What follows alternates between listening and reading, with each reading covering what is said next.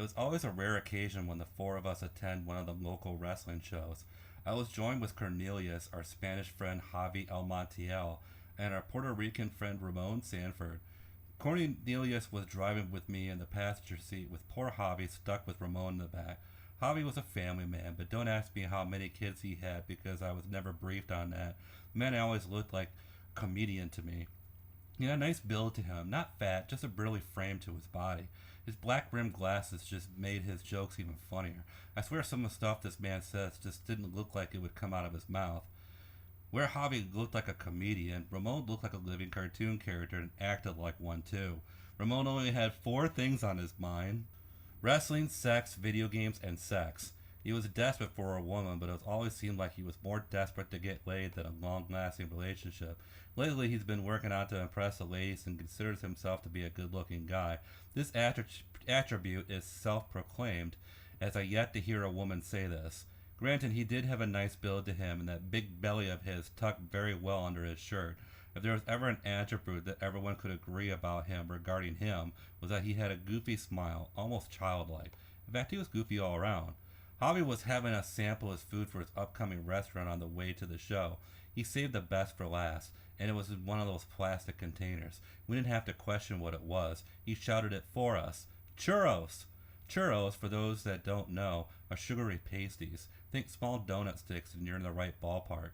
Churros was essentially the symbol of our friendship. It's like our battle cry. I had no idea why. Churros, we all yelled. Don't eat all of them, cowpod, said Ramon, who only felt the need to point out my weight.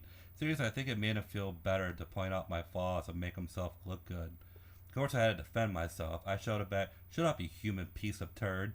This just made him unleash his goofy laugh. Cornelius broke it up by changing the subject. He asked, "Hey, Ramon, you ready for all those divas?" "Yeah, boy. Scarlet. Ooh, baby. I'll get her on top of me and show me that nice belly. I love a woman with a nice belly, boy." Javi commented, "Somebody needs to get this guy laid." "Ooh, getting laid." "What the fuck is wrong with this guy?" laughed Javi. Then Ramon got obnoxious and cried out, "Show us your titties. Give me some milk." Ramon was saying milk, but in the most obnoxious way possible. Somehow this was his way of scoring a woman. Then Cornelius chimed in, "All right, Ramon, I'll tell you what. I'm sure there are going to be some hot chicks at the show. Why don't we score some numbers for you?" "Ooh, baby," replied Ramon.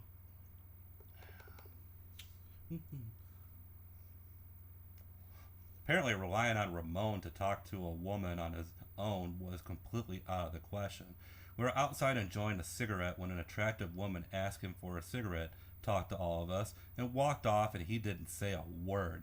Then, to make matters worse, he was wishing he did. Honestly, if I would have known that he liked her, I would have been more persistent in having her talk to him.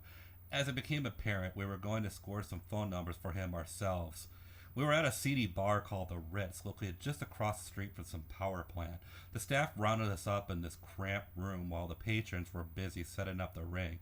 We came about an hour early to get some good seats. After a few minutes of waiting and strangers awkwardly eyeing over to us, Cornelius got the idea to wait at the bar. It was a straight walk from the ticket booth. I was scoping out the scene, and from the looks of it, the bartender, though slim and attractive, she was a living canvas of tattoos noticeably on her upper chest and arms.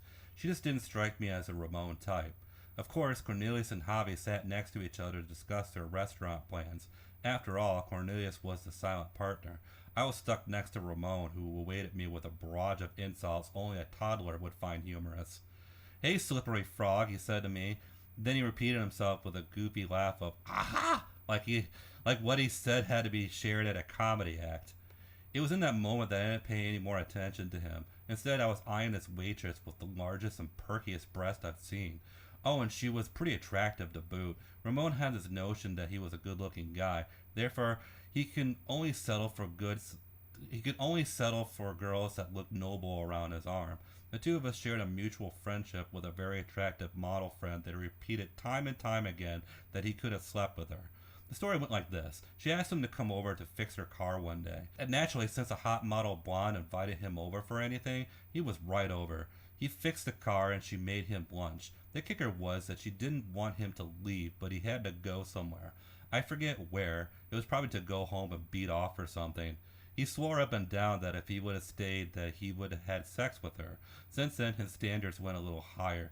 My guess was she was being nice and just enjoyed his company. Ramon always had sex on the brain, so at least he had something to jerk off to every night. Ramon spotted the same waitress and commented, "Look at those watermelons. I would suck on those, boy, like deep sea diving. Give me some milk." During his intellectual sentence, I was writing his phone number down on a napkin. I was just about to get up to go give it to her when he stopped me. "Where are you going?" "I'm going to give her your number." "Come on, Tyler, no. How are you going to ever be with a woman if you're scared all the time?" "I will, just not now."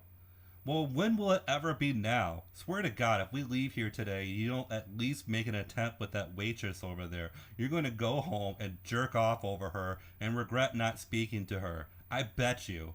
Why don't you go talk to her then? She won't want you because you're too fat." Then he followed with his goofy laugh. I watched that waitress chest out her breast to an old drunk guy. I couldn't see how I would be much different. Then he coerced, "Come on, cow. You think you're so confident? Fine, I will." This prompted Ramon to say to the others, "Hey guys, the cow is going to try to get that waitress's number over there. Callie McFatpants thinks he can get a woman." Cornelius responded, "Come on, Tyler, I got $50 riding on you." Javi added, "Churros." Then Ramon just made his goofy laugh, and that dim-witted look on that dim-witted face reminded me of a happy puppy. I'm being serious. That wide-open grin and the gloss in his eyes reminded me of a cross between a toddler and a puppy wagging its tail. Still, I took a deep breath and my jelly legs managed to carry over almost to the halfway point around the bar. I looked back and that stupid grin was still on his face. Ramon shouted out, "You scared, cow?" It was enough to agitate me to walk even further. I wasn't even at eye level with her and she turned to face me. I had a pending view of her face. It was beautiful, but a little older up close. It wasn't evident further back, but she had noticeably chubby baby cheeks. It was still sexy, like the kind of cheeks you would like to suck on. Briefly, I had a look at her pretty hazel eyes, but I always had trouble making eye contact with anyone. Her lips had a little bulge on her, but even Ramon had to admit that there was nothing wrong with a little meat on a woman. She asked me, "Can I get you something?"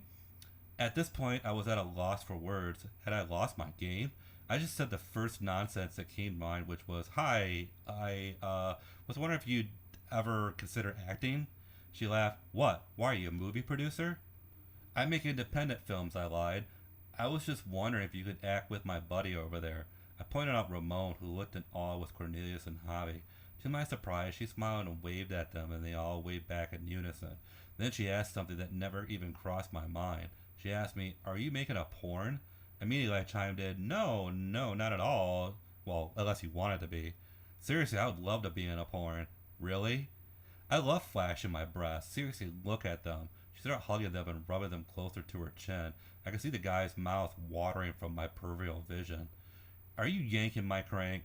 "Not at all. I actually fuck like a porn star in bed. Guys love it. They even tell me I should be in a porn. It's just that..." "What?" "It's just... Does it have to be with him?" She pointed out Ramon, who looked like he was playing with himself under the counter. "Why? What's wrong with him?" "I mean..." Then a familiar face interrupted our conversation. She asked, "Tyler?" And it was a blast from the past. It was Megan. Looking back, I always thought of Megan as being the most beautiful woman I've ever known. She is still just as petite as she was back then. Her hair long, black braided hair matched the color of her dark skin, was stuck out with her silk white gown for whatever special modeling occasion she participated in that night. She gazed at me with that warm, flirtatious smile in her piercing eyes. They were such beautiful eyes that I swore I could get lost in them. Megan was with me during my horrible roommate experiences in the past. She was one of the few who didn't think less of me when I chose bad roommates. We worked retail together, and at one point she even wanted to be my girlfriend. I was a dumbass then because I was too wrapped up about Shar, even when she was denying any relationship with me after saving her from her abusive ex-boyfriend JR. After moving away from that hellhole apartment, we lost contact. I think I got a new phone and lost her number. I really couldn't remember. Some old friends will never go away. "It is you, Tyra. Oh my God, how's it been?" "Megan, long time." We hugged, but it was those light hugs. He made sure I was tight and close to her body. I could tell from that hug that she legitimately missed me. Those moments were rare to me. Then she asked the dreaded question, "How's Shar?" Well, we broke up and she moved to Hawaii. Oh, I'm so sorry. I cut to the chase and asked, "Wait, are you single?" "Yeah, why? You remember that kiss we almost had?" Megan laughed. "That was such a long time ago. I'm over it, Tyler. Don't you want to know what it would have been like?" "How about if we talk first?" she asked. "We could talk later. You can really make me look good right now. Who are you trying to impress?" "The guys." "Where's the guys?" I pointed out the table to my far left, but was trying to be discreet about it. I guess nudging my head slightly to the left wasn't high on her charades. She was somewhat getting the clue, but even though she was on the verge of turning her head, she just got more flustered than anything else. "Are you having a seizure or something?" she asked. "They're over there," I finally exclaimed. She was about to look when I held her and said, "No, no, don't look. Just, pretend like you're enjoying my company or something." "You don't give me enough time to enjoy your company." "Fine, say you like local wrestling?" She took a slight glance to her left at the guys and she had this wide smile and asked, "What are you getting at?"